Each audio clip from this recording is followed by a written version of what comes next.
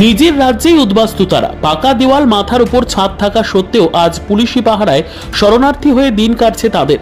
আত্মীয় স্বজনদের সাথে কথা এমনকি দেখাও করতে ঠিকঠাক পারছে না। এই ছবি মালদার বৈষ্ণবনগর বিধানসভা কেন্দ্রের পারলালপুর হাই স্কুলের। হিংসার আগুন জ্বলছে মুর্শিদাবাদে।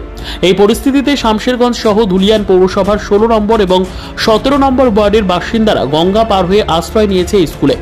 আশ্রিত এই সমস্ত বাসিন্দাদের সাথে আজ দেখা করতে আসেন ধুলিয়ান পৌরসভার 16 এবং 7 নম্বর ওয়ার্ডের বহু আত্মীয়। আজ কেউ এসেছিলেন মার সাথে দেখা করতে, কেউ এসেছিলেন মায়ের কোলে শিশুকে তুলে দিতে, আবার কেউ এসেছিলেন বৃদ্ধা শ্বশুর শাশুড়িকে দেখতে। অশান্ত মুর্শিদাবাদের এই সমস্ত বাসিন্দারা জানান, এখনো শান্ত হয়নি মুর্শিদাবাদের বহু জায়গা। দিন কেটে গেলেও রাতের অন্ধকার কাটে আতঙ্কে ঘুম আসে না এখনো। আজও এলাকায় অগ্নিকাণ্ডের ঘটনা ঘটেছে। সন্ধে নামার আগেই তাদেরকে বাড়ি ফিরতে হবে। তারা পুলিশি ক্যাম্প এবং বিএসএফ মোতায়েনের দাবি তুলেছেন। পরিস্থিতি এমনি ভালোই আছে। হ্যাঁ, আজকে এখন আপাতত ভালো আছে। রাত করে খালি আমাদের একটু আতঙ্ক লাগছে। এখন দিনের বেলা খুবই ভালো আছি। আপনারা কি দেখা করতে আসলেন? হ্যাঁ, আমরা দেখা করতে আসলাম। আত্মীয় আছে, আমার শাশুড়ি আছে। হ্যাঁ, ওদের সঙ্গে একটু দেখা করবো, মেয়েটাকে রাখবো, দিয়ে চলে যাবো আমরা। কি পরিস্থিতি হয়েছিল ওখানে? ঝুট ঝামেলা, এটাই মারপিট, আগুন দাঙ্গা পোষা দেখলেই লাগছে। আপনাদের বাড়িতে অ্যাটাক করেছিল? আমাদের বাড়িতে ঢুকেছিল, কিন্তু অ্যাটাক করতে পারেনি। কোন ওয়ার্ডের বাসিন্দা আপনারা? আমরা 7 নম্বর ওয়ার্ডের বাসিন্দা। কোন পাড়া এটা? গরুহাট ছেদিপাড়া। বলছি, কাদের নেতৃত্বে হচ্ছিল এই হামলাগুলো?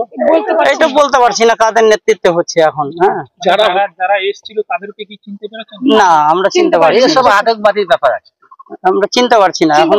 যারা হামলা করে বেশি বেশি হিন্দুদের বাড়িতে হামলা হচ্ছে? বেছে বেছে হিন্দুরও হচ্ছে, আমাদের হচ্ছে, মানে দুটোই করছে। এখন কে কার নামে কি বলবে বলেন এখন।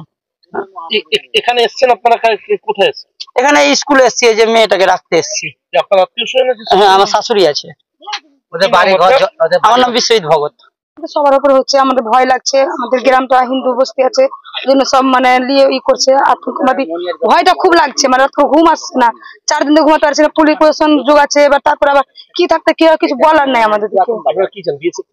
হ্যাঁ, বিএসএফ ক্যাম্প চাই। ছেদিপাড়াতে 7 নম্বর ওয়ার্ডে আমরা ক্যাম্প চাইছি। আমরা খুব আতঙ্কতে আছি। হ্যাঁ, আজকে মানে আমাদের দিকে হয়নি, মানে ধুলিয়ানে আপনার হয়েছে, মানে বাজারের মধ্যে আগুন লাগানো হয়েছে। দোকানে আগুন লাগানো হয়েছে, মনিহারি দোকানে। কিন্তু এত পুলিশ প্রশাসন আছে, তবু মানে আমরা খুব ভয় লাগছে, মানে ঘুমাচ্ছে তবু মানে ভয় মিটছে না আমাদের। ভরসা করতে পারছেন না, কোনদিন থেকে কোন ভাবে কি আছে বলে না। এবার বলছে আবার বলছে কি এখন সব প্রশাসন আছে, আবার চলে গেলে কি হবে, এটা আমি কিছু রকম বলতে পারছি না। আমরা কি জবাব আমাদের, এটার জন্য আমরা খুব ভয় আছে। ওখানে একটা ক্যাম্প করে দাও, আমরা এটাই চাইছি। মানে আমার বাবা মা খুব কাঁদছে। আমার বাবা মা আমাকে দেখালে, আমরা কালকে রাত্রে খুব কাঁদছি, মাটা কাঁদছে। বাবা অসুস্থ, মালদার নিয়ে গেছিল বাবাকে। আমার বাবার যত ওষুধ ছিল সব ছিঁড়ে ফেলে দিয়েছে। বাবা ওষুধ খাওয়া লেগে বাবাকে আমরা চিনি না। আমার বাবা, আমাদের ধুলিয়ান হলো শ্বশুর বাড়ি, বাবার হলো দিঘি 16 নম্বর ওয়ার্ড। আমার বাবারা চিনতে পারছে কি আমরা বলতে পারছি না। আমার নাম বন্দনা ভকত।